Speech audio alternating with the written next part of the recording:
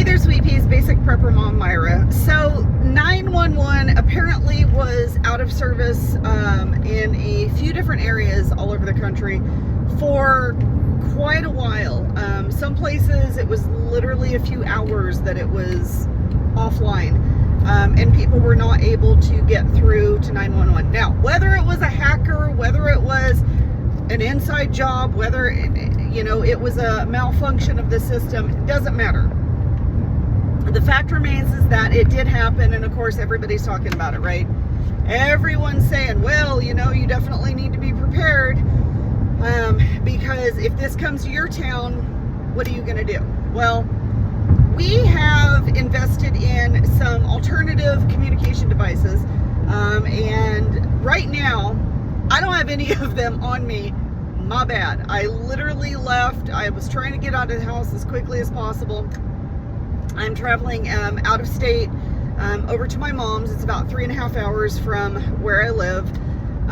So I am driving along. Now, the only form of communication that I currently have on me is my cell phone. That is a bad on my part because I know better. But I literally just left the house. To be honest, there's about 3 things that I forgot. I was just trying to get out. There was a lot going on today.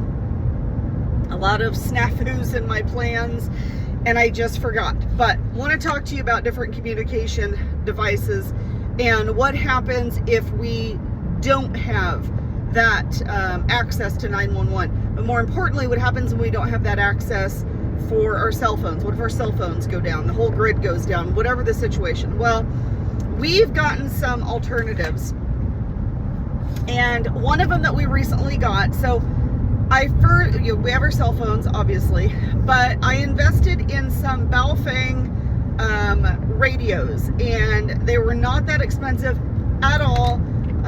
They were, I want to say $30 when I bought them a couple years ago. They were like $30 a piece. I definitely made sure to get enough for everybody in my family. There's 5 people in my family. But what I got on top of that is I got the extra antenna that actually unfolds, and it gives you a wider range. So we definitely are able to go a larger distance with the handheld radios. Now, the other thing that I got is I recently got some DeWalt, they're actually DeWalt brand, rechargeable. I understand they actually are rechargeable and they take batteries. So there's 2 ways that you can charge them or power them up. DeWalt walkie-talkies. Now, these walkie-talkies, we actually tested them. I'm gonna admit that they were not as long of a range as I thought they would be. But I had my daughter literally get in the car, take one with her, and I stayed at the house. And we kind of kept in contact to see how far away. Now, I live pretty rural. There's a lot of trees. There's a lot of interference around my area. So we guesstimated that she probably got probably almost 3 miles away before they completely died out. Maybe about 2.5 miles away. I'm being generous with the 3, I think. About 2.5 miles away before they kind of petered out and we couldn't hear each other anymore. The last thing I heard from her, I knew exactly where she was. It was about 2.5 miles away from the house. So not exactly the best option. There are actually walkie-talkies, not handheld radios. There's actually walkie-talkies that supposedly have a 20 to 25 mile radius. Now, I'm guessing that's probably best case scenario in like the perfect conditions. Like if you're on top of a mountain somewhere, you probably do. If you're down in a valley somewhere where you've got a lot going on around you, probably not going to get that 20 or 25 mile radius reception. My thing is I wanted to be able to have a form of communication. All of us pretty much, trying to think, we only work. So my husband, my oldest daughter, my son, and myself only work, and that's pretty much where we're at. We're either at home or work. That's pretty much, unless I'm, of course, traveling out of state to my mom's. But we only work about within a 10-mile radius. Literally within a 10-mile radius of our house is where all of us work. Now my husband is a truck driver, so his shop where he works is located, and my daughter, my husband, my oldest daughter, my husband, and myself literally all work probably about 3 miles from each other. Literally, we're like right all there in the same area, which just happened to work out that way. But he leaves his truck there, obviously gets in his work truck, and he's, you know, hauling all over the county and other counties as well. My youngest daughter is the one that works furthest away. She's probably about 15, 20 miles, no, probably about 15 miles, yeah, away from the house. So she works the furthest. Now, the nice thing is where she works, it's super easy to take back roads. She doesn't have to get on a main road or a main freeway. You can, but it's super easy for her to take back roads to get back to our house. Okay. And there's actually several different ways that you can actually get home. So she does have some avenues that way. All of my kids know that if something happens, wherever they're at, whatever they're doing, they immediately need to make their way home. Period, end of story. Don't need to, if we don't have any communication, if there's not, you just stop what you're doing, you shut everything down, and you head to the house. That's immediate. We want everybody there. We need everybody there. So that's kind of our emergency plan, is if something bad goes down, you know immediately to get home. And we all have several ways that we can get home. My son actually works super close to the house, so he could actually walk home if he needed to. Super easy to do. Well, we could all walk home. It would just take quite a ways. Anyway, but in an emergency situation, do you know what you are supposed to do? Do you have a plan? And I know I've talked about this in the past, that you need to get your plans in order. You need to make sure that you have multiple ways to communicate with your loved ones. Okay? Whether that's handheld radio, whether it's a CB, whether it's a whatever the situation, make sure that you have a way to communicate. If you don't have a way to communicate with your family, make sure that they know the plan in case of an emergency. What is the plan? Okay, well, our plan is, I don't care where you're at, you head straight back to where you live. You head straight back to the house. You don't need to talk to anybody. You don't need to say, just immediately straight to the house. That's where we all need to be.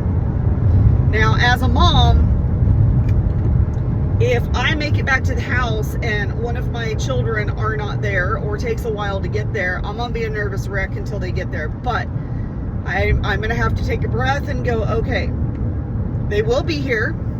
So what's our plan once they get here?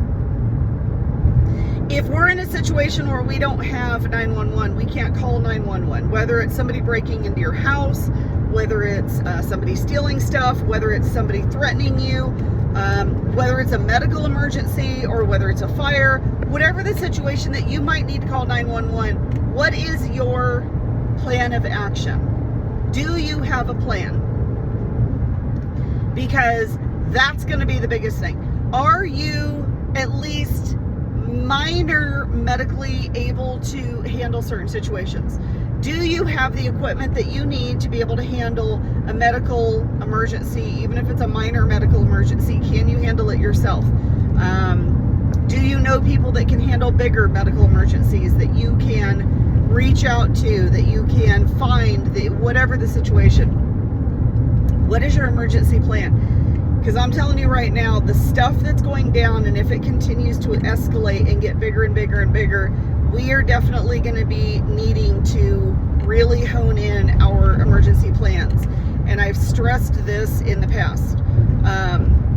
We're in the process of getting fencing and gates and getting everything that we need, to be quite honest, to fence our place in, to be able more so keep the animals in, yes, but more so to securely be able to want to be careful how I say this on here. Secure our property. We want to be able to take the most advantage and secure our property as best as we can. That's how I'm gonna say that right there. So we're in the process of getting our fencing and getting gates and getting whatever we need to get together so that we can be more secure that way. My mom that I'm going to see, she actually will be moving back to our property eventually. We're putting her house up for sale. That's actually what I'm doing. I'm meeting with a realtor. So she will be on our property again, but that adds another element of protection. So, which is something that we need to look at. You know, she's 76 years old. She's gotten quite frail. She's definitely not someone who I think physically can defend herself and really take care of everything that she needs to take care of, which is why we're having to move her back over. So that's another element in our plan that we're going to have to relook at and reevaluate. If you have someone in your family who is elderly or who is disabled that maybe needs a little bit more extra help or care, that is a consideration for you to take. I'm going to be honest with you, my health is not 100%, and there's things that I just can't physically do anymore. I just physically don't have the strength. I'm having some issues. So that's another element that I have to look at, not only for myself, but for my family, because that takes me out of the equation a little bit in certain situations. Just like, okay, well, there's an extra person at my house. That doesn't mean that she's going to be able to be involved in all scenarios. And when we look at food and water and supplies and even protection and defense and things like that, that is another person that we need to really consider in the plan. And that's going to change our plans a little bit. So as you grow, as you get older, as you have kids, as you, whatever the situation, we're constantly evolving and changing. And our emergency plan needs to constantly evolve and change, because what my emergency plan was 4 years ago is definitely different than it is now. And I'm going to guarantee you that it's going to be different now than it's going to be 6 months or a year from now. It's going to be completely different. So revisit your emergency plans, because we're all changing and evolving and getting older and, you know, getting in different phases of our life, and there's different elements and aspects that we add. So start to relook at your emergency plans and definitely revamp them. You want your emergency plans 100% tip top, up to par at all times.